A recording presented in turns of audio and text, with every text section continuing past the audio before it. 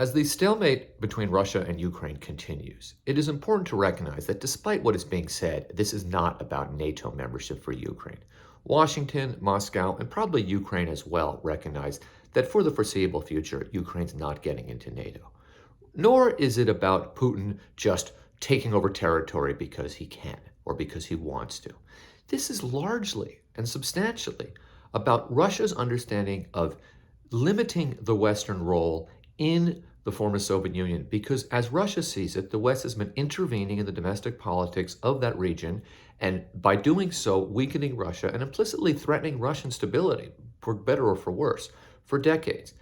And Russia wants to put a stop to that. And one way they can stop that is by trying to make an example of Ukraine, essentially by making Ukraine a dysfunctional state through some kind of invasion, which would cost Russia but would cost Ukraine more. Now, there are plenty of opinions to have on this. One can say, well, the U.S. shouldn't be involved in that part of the world. One could also say, if people in that part of the world want the U.S. to be there, then the U.S. has a right to be there. But we should recognize that this is what this is really about. NATO is not really the issue here.